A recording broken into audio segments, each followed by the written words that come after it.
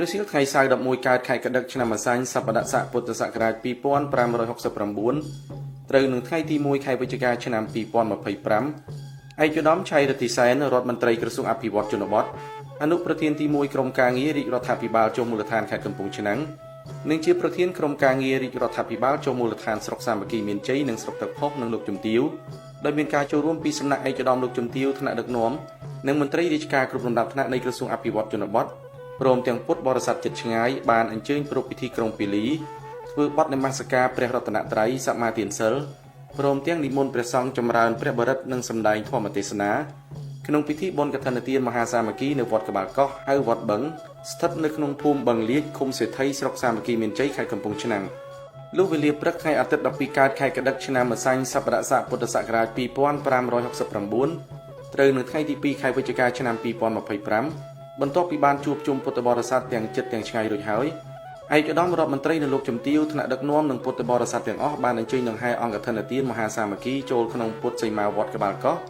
និងដង្ហែប្រតិសិនជុំវិញព្រះវិហារចំនួន3ជុំដោយទឹកមុខសប្បាយរីករាយ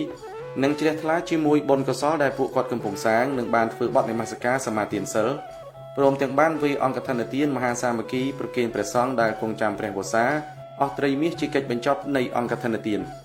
កឋិនទានមហាសាមគ្គីនេះគឺជាការផ្ដួចផ្ដើមរបស់ឯកឧត្តមរដ្ឋមន្ត្រីនិងលោកជំទាវថ្នាក់ដឹកនាំមន្ត្រីរាជការគ្រប់លំដាប់ថ្នាក់ព្រមទាំងពុទ្ធបរិស័ទដើម្បីប្រមូលជាបច្ច័យសម្រាប់កសាងបញ្ចប់សាលាបឋមពុទ្ធិកសិក្សានៅក្នុងវត្ត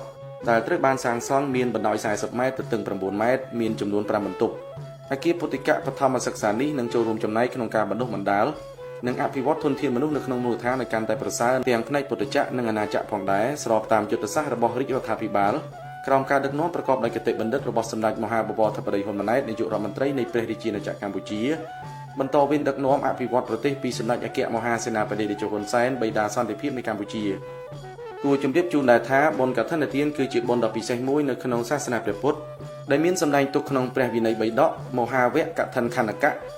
ហើយការប្រារព្ធពិធីបុណ្យនេះមានរយៈកាលតែ29ថ្ងៃគត់គឺចាប់ពីថ្ងៃ100ខែអាសត់ដល់ថ្ងៃ15កើតខែកដឹកជារៀងរាល់ឆ្នាំសម្រាប់ឆ្នាំនេះបុណ្យកឋិនទានគឺចាប់ផ្ដើមពីថ្ងៃទី8ខែតុលាដល់ថ្ងៃទី5ខែវិច្ឆិកាឆ្នាំ2025បុណ្យកឋិនទានត្រូវបានប្រារព្ធឡើងក្នុងគោលបំណងសំខាន់ៗមួយចំនួនដូចជាដើម្បីបង្កើនសាមគ្គីភាពរវាងបុគ្គលគ្រួសារនិងសង្គមដើម្បីទ្រទ្រង់ចំពោះព្រះសង្ឃនិងព្រះពុទ្ធសាសនាឲ្យបានចម្រើនរុងរឿងគង់វង្សយូរអង្វែង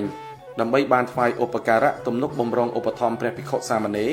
ដែលជាមហាកុសលដ៏ប្រសើរព្រមទាំងដើម្បីកុំឲ្យកើតសេចក្តីប្រមាទចំពោះមហាកុសលរបស់ខ្លួនជាមួយគ្នានេះដែរព្រះគ្រូព្រះចៅអធិការវត្តនិងឯកឧត្តមរដ្ឋមន្ត្រីព្រមទាំងគណៈប្រតិភូក្រសួងបានអញ្ជើញពិនិត្យវឌ្ឍនភាពការសាងសង់សាលាពុទ្ធិកបឋមសិក្សានៅក្នុងវត្តដែលជាការផ្ដួចផ្ដើមសាងសង់ដោយគណៈកម្មការវត្តនិងពុទ្ធបរិស័ទតាំងពីឆ្នាំ2023ហើយគ្រោងនឹងបញ្ចប់នាពេលឆាប់ៗខាងមុខនេះ